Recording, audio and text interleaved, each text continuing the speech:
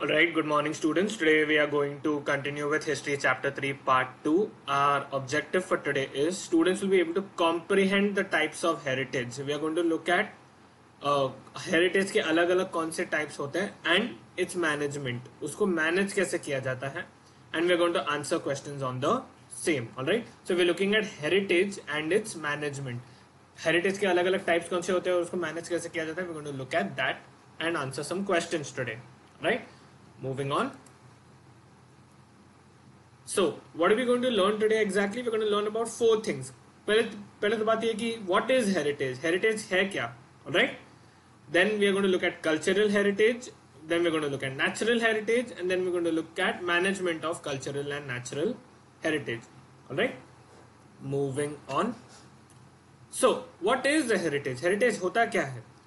Now, important objects and qualities such as historic buildings and cultural traditions that have been passed down from previous generations is known as heritage.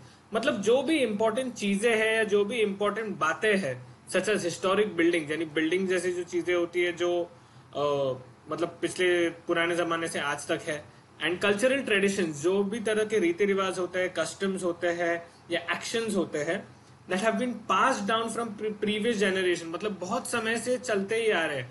समझो for example the tradition of celebrating Diwali. हम लोग हमारे पूर्वज celebrate करते थे, दादा परदादा celebrate करते थे, फिर पेरेंट्स सेलिब्रेट करते हैं और फिर हम भी सेलिब्रेट करते हैं.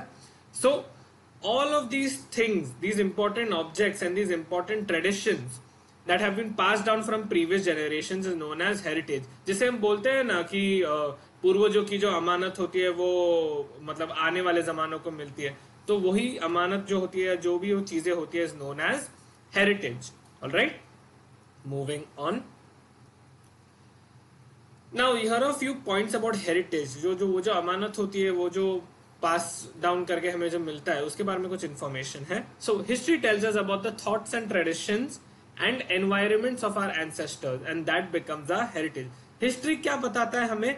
उन्हीं सब पुरानी चीजों के बारे में बताता है, उन्हीं सब पुरानी बातों के बारे में बताता है, उन ट्रेडिशंस के बारे में बताता है जिससे हमें अपने एंसेस्टर्स के बारे में इंफॉर्मेशन मिलता है या जिससे हमें पता चलता है कि ओ हमारे एंसेस्टर्स ये करते थे या हमारे पूर्वज ये करते थे, दादा परदादा ये करते थे, तो हमें भी ये करना चाहिए क्योंकि ये हमारा क्या हो गया, ये हमारा हेरिटेज हो गया यानी हमारी अमानत हो गई. Alright, this heritage connects us to our origins and hence we must conserve it. Heritage इतना इंपॉर्टेंट क्यों है? क्योंकि हमें इससे हमारे बिगिनिंग्स के बारे में पता चलता है. For example let me talk about Indian heritage. Indian heritage के बारे में पढ़ने से हमें पता चलता है कि इंडियन लोगों की शुरुआत या इंडियन लाइफ की शुरुआत कहाँ से हुई थी और आजकल कहाँ पे है.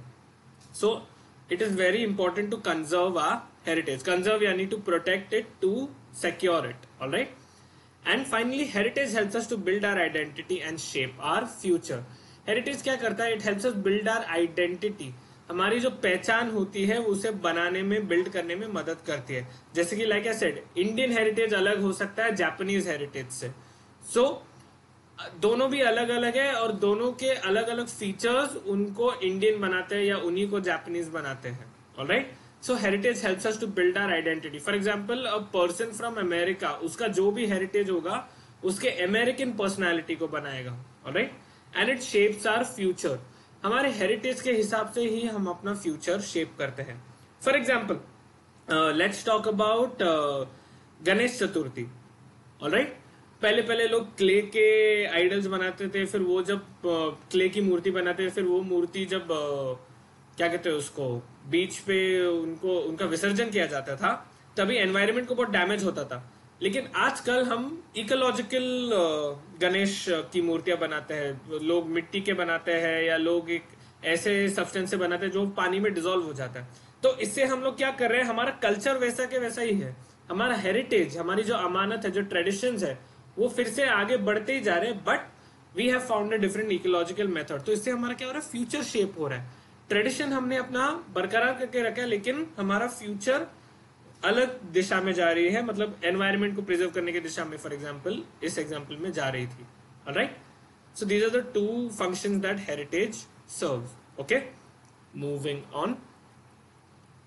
Now, what is cultural heritage? Remember, what is culture? Culture is the way of life or the behavior of the people living in a particular time. ठीक है? Now, cultural heritage क्या है? The way of living passed on from one generation of humans to another is known as cultural heritage. Like I said, culture मतलब way of life. तो उस वे of life या उस जीने के तरीके को जब एक जनरेशन ऑफ ह्यूमन से दूसरे जनरेशन में पास किया जाता है, that is known as cultural heritage. For example समझो इन इस्लामिक फैमिलीज, समझो क्या कहते हैं उसको, नमाज पढ़ना बहुत सदियों से चला आ रहा है. ऑलराइट, सो वो नमाज पढ़ने का जो ट्रेडिशन है वो फिर उनके बच्चों को बताया जाता है. फिर वो बच्चे जब बड़े हो जाते हैं, दादा परदादा दादी परदादी हो जाते हैं, तब वो अपने बच्चों अपने पोते पोतियों को देते हैं. Alright, so this way of life when it's pass down from one person or one generation to another is known as cultural heritage. It is divided in two types, tangible and intangible cultural heritage. तो cultural heritage के भी दो types हैं, tangible and intangible. Tangible heritage are objects that can be experienced in the physical form. जो भी object को हम छू सकते हैं, हम feel कर सकते हैं या देख सकते हैं, that is tangible heritage. For example, ancient buildings, sculptures, paintings. हम लोग पेंटिंग्स को छू सकते हैं, फील कर सकते हैं, देख सकते हैं. ऑलराइट, जो भी चीज फिजिकल फॉर्म में है या उसका एक पर्टिकुलर शेप और स्ट्रक्चर है, that is known as tangible heritage. Right, so another example could be coins. पुराने कॉइन्स जो है वो टेंजिबल हेरिटेज के अंदर आ जाते हैं. But intangible heritage, what is that? Are the thoughts and traditions that have no physical form. जो पुरानी बातें हैं जिनका कोई फिजिकल स्ट्रक्चर नहीं है. For example celebrating festivals. Festival celebrate करने का कोई एग्जैक्ट फिजिकल स्ट्रक्चर नहीं है. फॉर एग्जाम्पल कुछ लोग दिवाली में रंगोली बनाते हैं, कुछ लोग पटाखे जलाते हैं. There are two different ways. They are still celebrating the festivals, but there is no fixed structure और there is no fixed physical form. You can not touch Diwali, you can not feel Diwali, you can only experience it. Alright, styles of performing arts. एक state का dance form अलग रहेगा दूसरे state के dance form से. Alright, traditional skills. एक particular group of people may be they are good at stitching और weaving, but another group of people उसी ग्रुप में से आर गुड एट राइटिंग और speaking. Alright, so these are intangible heritage. इसका मतलब क्या है कि इसका कोई फिक्स स्ट्रक्चर, कोई फिक्स फॉर्म नहीं है, पर लोग एक दूसरे को बताते बताते पास ऑन करते हैं, पहले जनरेशन से दूसरे जनरेशन, दूसरे जनरेशन से तीसरे, और हर एक जनरेशन अपने अपने हिसाब से उसको यूज करता है. For example, like I said, the Ganesh Chaturthi वाला एग्जाम्पल. पहले लोग क्ले की मूर्ति बनाते थे और वो उसका विसर्जन करते थे, तो उससे एनवायरमेंट को डैमेज होता था. लेकिन आज के जनरेशन लोग मतलब कोकोनट शेल यूज करते हैं या अलग अलग एक दूसरा कंपाउंड यूज करते हैं जो पानी में डिसॉल्व हो जाता है. Alright, so intangible heritage is constantly changing. all right, they have no physical form, उनका कोई fixed form नहीं रहता, but it is passed on from one generation to another.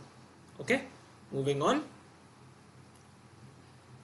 we're on a third topic, that's natural heritage. now इससे हमें पता चल जाता है कि ये नेचर के रिलेटेड है. all right, so let's move on and see what natural heritage is.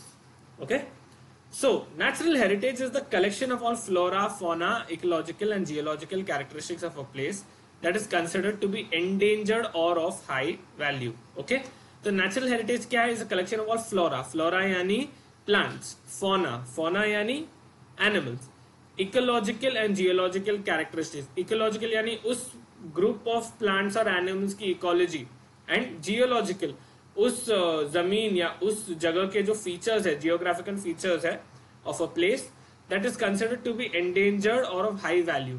मतलब वो डेंजर में, वो ऑलमोस्ट खत्म होने वाले हैं, वो प्लांट्स है, वो तरह के एनिमल्स, या उनका वैल्यू बहुत सारा है कि ये बहुत पुराने हैं या फिर ये बहुत ही एक रेयर टाइप ऑफ एनिमल या प्लांट स्पीशीज है.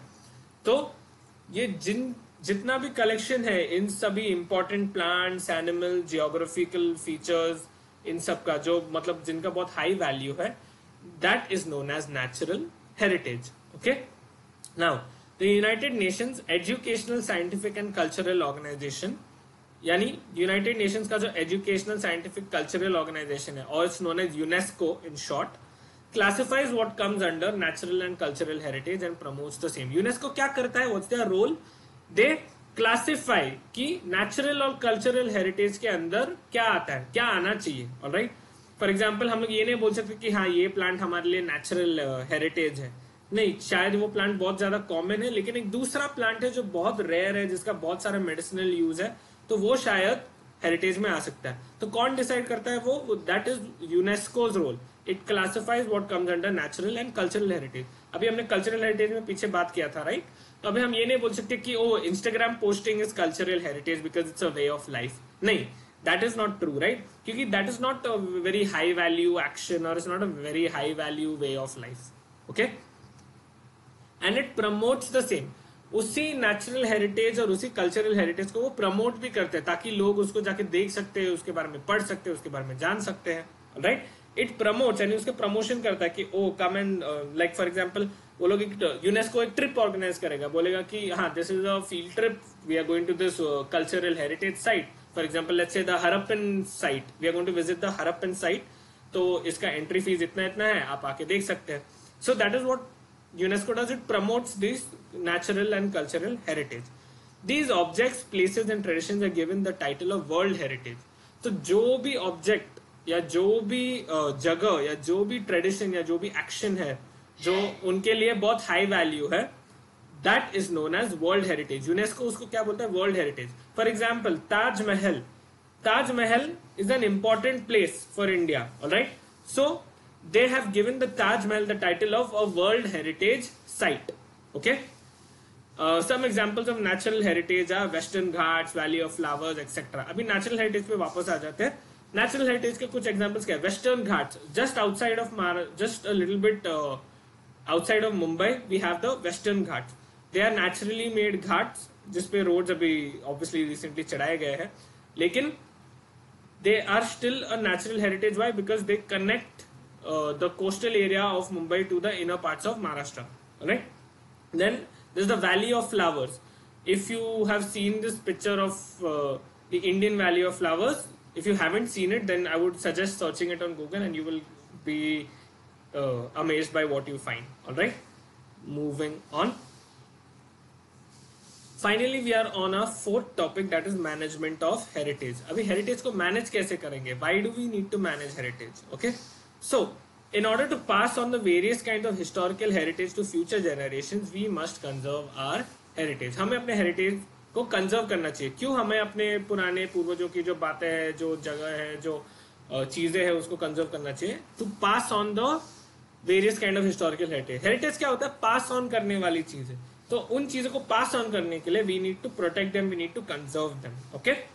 For example, समझो आज मैंने एक let's say एलिफेंटा केव में जाके मैंने उसके जगह को डैमेज कर दिया, तो can that place be seen by future generations anymore? No, right? तो इससे क्या होता है, उनको हिस्ट्री पढ़ने का चांस नहीं मिलता, उनको हिस्ट्री के बारे में पता चलने का मौका नहीं मिलता, right? So we need to manage और प्रिजर्व अ हेरिटेज, क्योंकि हमें उसको पास ऑन करना है। Secondly, heritage management is one of the main aspects of applied history. Heritage manage करना, ये जो पुरानी हिस्टोरिकल चीजें हैं उनको मैनेज करना is how we apply history. Okay, history को अप्लाई करने का ये सबसे मेन एस्पेक्ट है। Now the work of conservation of cultural heritage is carried out by the archaeological survey of India, ASI short में बोल सकते हैं, and India state departments of archaeology. India में कल्चरल हेरिटेज को मैनेज करने का काम जो होता है archaeological survey of India, ASI, जो हमने हिस्ट्री में पिछले चैप्टर में पढ़ा था। There was a British officer who started ASI, all right? And the India State Departments of Archaeology. हर एक स्टेट का अलग अलग कल्चर होता है, हर एक स्टेट में अलग अलग तरह के हेरिटेज होते हैं। So every state has its own department of archaeology. Archaeology यानी the study of history and old historical objects. Okay? Now, INTAC or Indian National Trust for Art and Cultural Heritage is actively working in this field. There's another organization known as INTAC. They work in this field. मतलब उस heritage को ध्यान से रखना, protect करना, conserve करना, pass on करना। Okay, they do all of that. Moving on, how can we manage heritage? So अभी हमने ये तो देख लिया कि क्यों करना चाहिए हमें ना, how to conserve heritage we require experts from various fields to share their knowledge about history of heritage sites, objects and tradition. Heritage को मैनेज करने के लिए पहले हमें क्या चाहिए? We require experts from various field, language के field में, साइंस के फील्ड में, हिस्ट्री के फील्ड में, राइटिंग के फील्ड में, because we need to consider all kinds of information to check on the history of sites, objects and traditions. Then what's the second thing we need? The process of conservation must be carried out without making any changes to the heritage site, object or tradition. बिना कोई change किए हमें उस heritage को conserve करना है. Now you must be thinking, मैंने तो पहले एग्जांपल दिया था कि गणेश पहले क्ले का बनता था, अभी क्या कहते हैं उसको, मिट्टी का बन रहा है. लेकिन when you think about that example, उसमें ज्यादा चेंज नहीं हुआ, अभी भी गणेश की ही मूर्ति बन रही है, लेकिन सिर्फ अलग अलग मटेरियल से बन रही है. Alright, so the process of conservation, उसमें क्या हुआ कि हेरिटेज तो है, अभी भी गणेश की मूर्ति को ही विसर्जित किया जाता है, लेकिन उसका जो ट्रेडिशन है वो सेम रहता है, बस मटेरियल अलग यूज होता है. Now the society psychology and challenges of people living in the area must be studied.